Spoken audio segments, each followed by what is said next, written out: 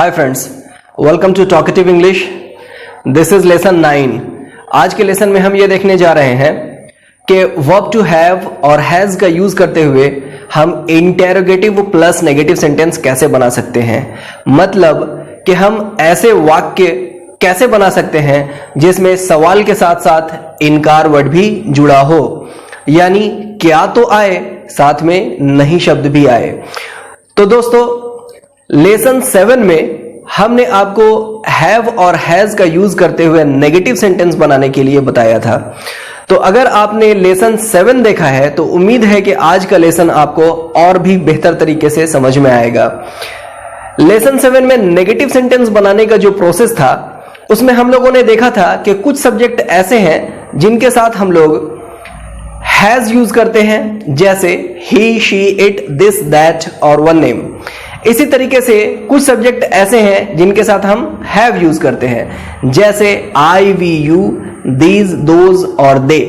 तो इनका नेगेटिव बनाने का प्रोसेस था कि जिनके साथ हम हैज यूज करते हैं तो उनके साथ हम हैज के साथ नॉट लगा दें, यानी he has not, he hasn't, she has not, she hasn't, it has not, it hasn't।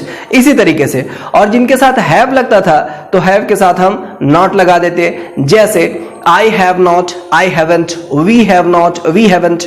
तो इस तरीके से हमने नेगेटिव सेंटेंस बनाना सीखा था। इंटेरोगेटिव प्लस नेगेटिव सेंटेंस में बड़ा आसान तरीका यह है कि आप हैज और हैव को सब्जेक्ट के पहले छोड़ दें और नॉट को उसकी जगह पर छोड़ दें। यानी नेगेटिव सेंटेंस में नॉट हैज और हैव के बाद लगा था और ये दोनों सब्जेक्ट के बाद लगे थे। तो हमको करना क्या है, हैज और हैव को सब्जेक्ट के पहले उठाकर ले जाना है और नॉट जहां पर है यानी सब्जेक्ट के बाद उसको वहीं पर छोड़ देना है। कैसे? Have I not, have we not, has he not, has she not. तो इस तरीके से हम नेगेटिव सेंटेंस इंटेरोगेटिव के साथ बना सकते हैं, यानी इंटेरोगेटिव प्लस नेगेटिव सेंटेंस बना सकते हैं। तो दोस्तों, इसका सेकेंड प्रोसेस भी बिल्कुल नेगेटिव सेंटेंस के जैसा ही है। अगर आप नेगेटिव सेंटेंस पढ़े होंगे तो आपको याद होगा कि हम लोग डोंट और डजंट लगाकर भी नेगेटिव सेंटेंस बनाते हैं। तो आपको करना क्या है, जैसे नेगेटिव सेंटेंस में हमने I don't have, we don't have, you don't have वगैरह का इस्तेमाल किया था, तो आपको डोंट को उठाकर सब्जेक्ट के पहले लेकर चले जाना है। Don't I have, don't we have, don't these have. और इसी तरीके से जिनके साथ आप डजंट लगाते थे तो आपको डजंट को उठाकर सब्जेक्ट के पहले लेकर चले जाना है और हैव को सब्जेक्ट के बाद छोड़ देना है, जैसे doesn't she have, doesn't he have, doesn't it have वगैरह वगैरह। तो इस तरीके से हम interrogative plus negative sentence English में बना सकते हैं।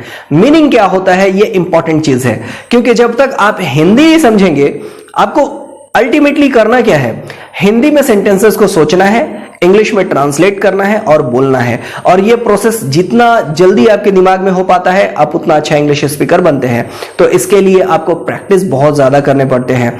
याद रखें दोस्तों, हमारा जितना भी लेसन्स है उसमें आपको प्रैक्टिस करने पड़ेंगे। डेली 1 से 1.5 घंटा प्रैक्टिस करें, यकीनन आप बहुत जल्दी अच्छा इंग्लिश बोलना सीखेंगे।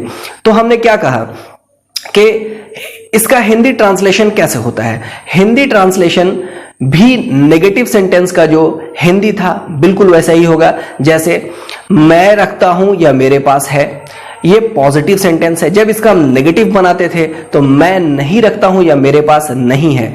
तो आपको इंटेरोगेटिव प्लस नेगेटिव में करना क्या है कि नेगेटिव सेंटेंस के शुरू में क्या वर्ड हिंदी में जोड़ देना है।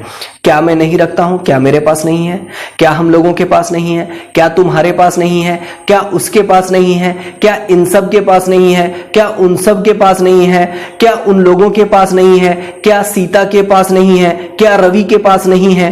तो ये सारे के सारे सेंटेंस नेगेटिव सेंटेंस के शुरू में क्या जोड़ने से बन रहे हैं। कैसे, आप बहुत आसानी से समझ सकते हैं।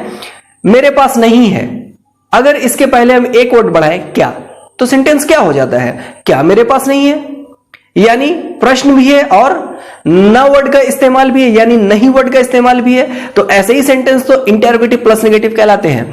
तो दोस्तों, आप हमारा जो वीडियो के एंड में प्रैक्टिस चार्ट दिया रहता है, इसको आप जरूर देखें। और ये कब होगा, आप हमारे वीडियो को एंड तक देखें और प्रैक्टिस चार्ट का स्क्रीनशॉट लें और उसके बाद कम से कम 1 से 1.5 घंटा इसको प्रैक्टिस करें। उम्मीद करते हैं कि आपका इंग्लिश जल्द ही बहुत अच्छा हो जाएगा। तो बने रहिए हमारे चैनल टॉकेटिव इंग्लिश के साथ। अगले चैप्टर में, अगले लेसन में हम कोई नया वर्ब लेकर आएंगे, क्योंकि हैज और हैव वर्ब हो चुका है। नया वर्ब यानी हैज और हैव का पास्ट हैड की पढ़ाई करेंगे और धीरे धीरे करके हम लोग अपने हर एक यूजुअल जो भी वर्ब्स हैं उनको हम लोग सीखेंगे और इस तरीके से हम आगे बढ़ेंगे। तो हम अपने अगले लेसन में देखेंगे वर्ब टू हैव का पास्ट यानी हैड।